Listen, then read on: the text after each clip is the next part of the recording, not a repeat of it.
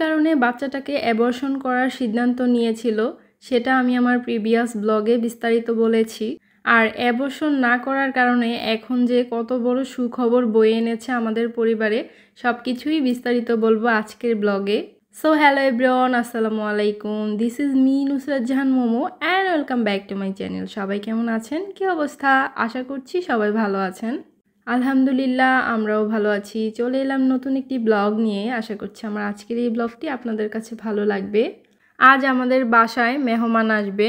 তার কারণ হলো আমাদের বাসায় আজ 30 থেকে 40 জনের খাওয়া দাওয়ার ব্যবস্থা করা হয়েছে। সবাইকে আমরা ইনভাইট করেছি। তো কিছুক্ষণ পর সবাই চলে আসবে। আর আজকে রান্নাবান্না সব কিছু আমার চাচি আম্মাই করেছে।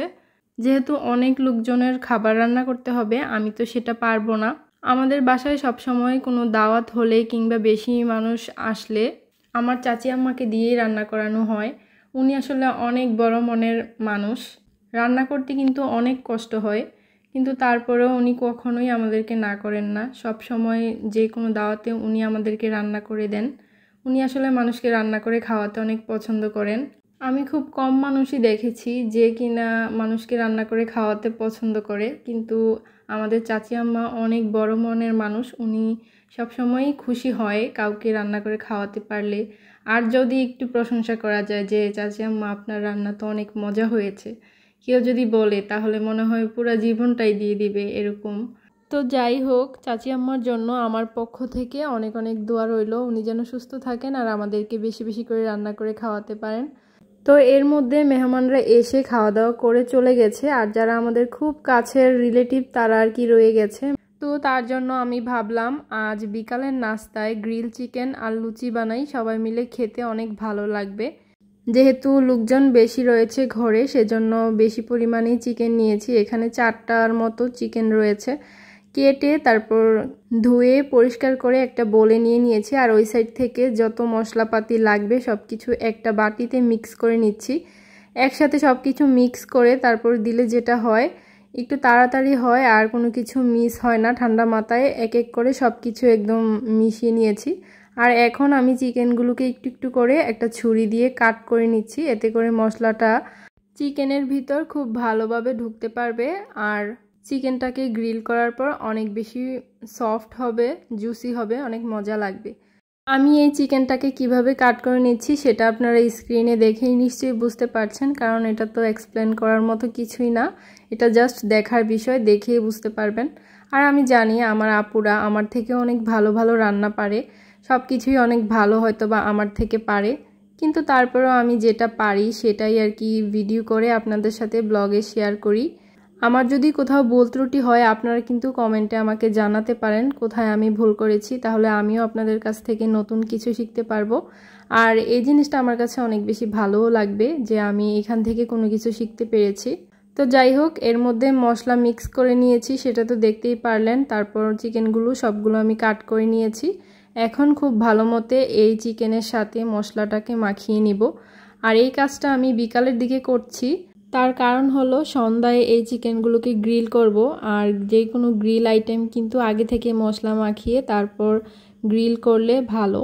তো 2 থেকে 3 ঘন্টার মতো এটাকে আমি রেস্টে রেখে দিব। যেহেতু 2 থেকে 3 ঘন্টার মতো থাকবে সেজন্য আমি নর্মাল ফ্রিজে রেখে দিচ্ছি।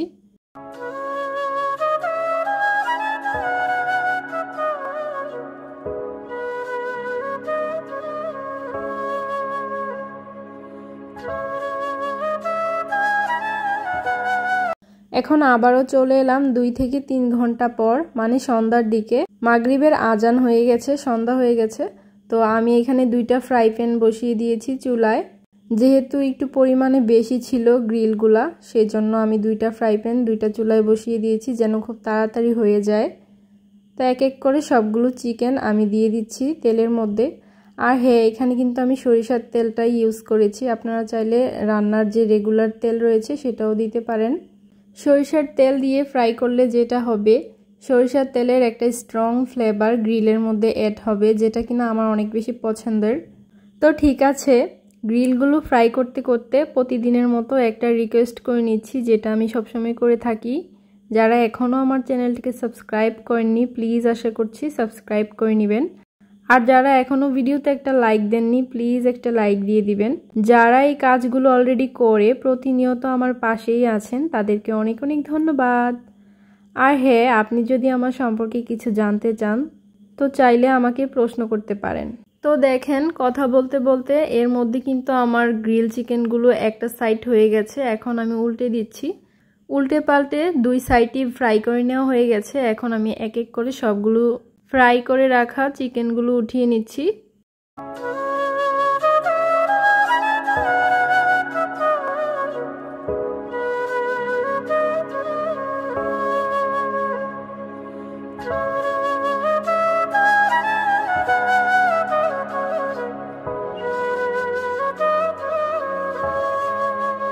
চিকেনগুলোকে উঠিয়ে নেওয়ার পর এক্সট্রা যে মশলা বেঁচে গিয়েছিল ওটাকেও আমি একটা ফ্রাই প্যানের মধ্যে রান্না করে নিচ্ছি। এই মশলাটা দিয়েও চিকেন খেতে অনেক ভালো লাগে। যখন আমি চিকেনগুলো ফ্রাই করছিলাম তখন আমার যা আমাকে লুচিগুলো বানিয়ে দিচ্ছিল। তো এখানে লুচিগুলো বানানো হয়ে গেছে। এখন আমি চুলায় একটা ফ্রাই প্যান বসিয়ে দিয়েছি। এর মধ্যে পরিমাণ মতো তেল দিয়ে দিয়েছি আর তেলটা ভালোভাবে গরম করে নিয়ে তারপর ভাজতে হবে। তো আমি যদিও বুঝতে পারিনি, আমি তেলটা খুব ভালোভাবে গরম হওয়ার আগেই দিয়ে দিয়েছিলাম। তার জন্য প্রথমে আমি যে লুচিটা তেলের মধ্যে দিয়েছি ওইটা খুব ভালোভাবে ফুলে নিই। তো যাই হোক, এখন আমি এক এক করে সবগুলো লুচি ভেজে নিব। আর এখন ভিডিও শুরুতে যে কথাটা বলেছিলাম সেটা নিয়ে একটু কথা বলি। আমার প্রিভিয়াস ব্লগে আমি আপনাদের সাথে শেয়ার করেছিলাম আমার যা দ্বিতীয়বারের মতো মা হতে যাচ্ছে। আর দ্বিতীয়বারের মতো মা হওয়ার কারণে তারা খুব একটা খুশি ছিল না। আর কী কারণে খুশি ছিল না সেটা আমি বিস্তারিত বলেছি, আপনারা চাইলে ওই ব্লগটা দেখে জেনে নিতে পারেন। ওই ব্লগের লিঙ্কটা আমি এই ভিডিওর ডেসক্রিপশনে দিয়ে দিব। এখন বলি, অ্যাবর্শন না করার কারণে সবাই এত খুশি কেন হয়েছে আর আমাদের পরিবারে কি এমন সুখবর নিয়ে আসছে অ্যাবর্শন না করার কারণে সেটা বলি। খুশির কারণ হলো তার ঘরে ছেলে সন্তান হবে। যদি আগেই অ্যাবর্শন করে ফেলতো তাহলে তো আর এই খুশির খবরটা জানা যেত না, তাই না? ছেলে সন্তান হবে বলে আমি খুশির খবর বলছি এই কারণে, যেহেতু তার প্রথম সন্তান মেয়ে, তো দ্বিতীয় সন্তান ছেলে হলে স্বাভাবিক সবাই অনেক বেশি খুশি হয়। কারণ আমাদের সবারই শখ থাকে একটা ছেলে একটা মেয়ে থাকবে। কারণ যেমন ছেলের প্রয়োজন তেমনি মেয়েরও প্রয়োজন। যদিও এখনকার যুগ পাল্টে গেছে, ছেলে আর মেয়ে দুজনেই এখন ইনকাম করে নিজের পায়ে দাঁড়ায়, মা বাবার পাশে দাঁড়ায়। তারপরও ছেলে তো ছেলে আর মেয়ে তো মেয়েই, সবারই তো শখ থাকে, দুইটাই থাকবে। আর সব থেকে বড় কথা হলো আমার মেজো দেবর হচ্ছে ছেলে বাবু অনেক বেশি পছন্দ করে। তার পার্সোনালি ছেলে বাবু অনেক পছন্দ, মেয়েদেরকেও সে অনেক পছন্দ করে। তার প্রথম সন্তান রুজবি, তাকে সে অনেক ভালোবাসে, অনেক আদর করে, অনেক টেক কেয়ার করে। তবে ওই যে সবার এক একজনের এক একটা শখ থাকে না, যেমন আমার অনেক বেশি মেয়ের শখ। তো আল্লাহ আমাকে প্রথমে ছেলে দিয়েছে, আলহামদুলিল্লাহ। আল্লাহ যা দিয়েছে তাতেই আমি অনেক বেশি খুশি। তো ওর হচ্ছে ছেলের শখ ছিল। তো যাই হোক, শুরুতে আল্লাহ একটা মেয়ে দিয়েছে আর দ্বিতীয়বারের মতো এখন আবার ছেলে হবে। তো ওরা দুইজনেই খুব খুশি এটা নিয়ে। তো আপনারাও অনেক বেশি দোয়া করবেন ওদের জন্য। তো এটাই ছিল আমার শুরুর দিকে কথাগুলো বলার কারণ।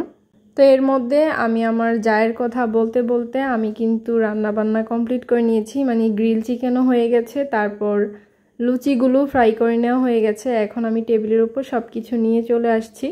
এইখানে আমি দুইটা জায়গার মধ্যে গ্রিল চিকেন নিয়েছি আর একটা ছোট বাটিতে ওই যে মশলাটা আমি রান্না করে নিয়েছিলাম ওইটা নিয়ে নিয়েছি। আর একটা ঝুড়িতে লুচিগুলোকে নিয়েছি আর ঝুড়ির মধ্যে একটা টিস্যু পেপার দিয়ে দিয়েছি, এক্সট্রা যে তেল রয়েছে ওটা শুষে নিবে। তারপর রয়েছে সস, 7 আপ। এই ছিল আমাদের আজকের নাস্তার আয়োজন। তো সবাই মিলে এখন শুধু খেয়ে নেওয়ার পালা। তো এইখানে সবাই খাচ্ছিল আর আমার রান্নার অনেক প্রশংসা করছিল। ভাই, রান্না করে কাউকে খাওয়ানোর পর কেউ যদি প্রশংসা করে তাহলে কিন্তু ভালোই লাগে, তাই না? মনে হয় যেন রান্না করেও সার্থক হলাম।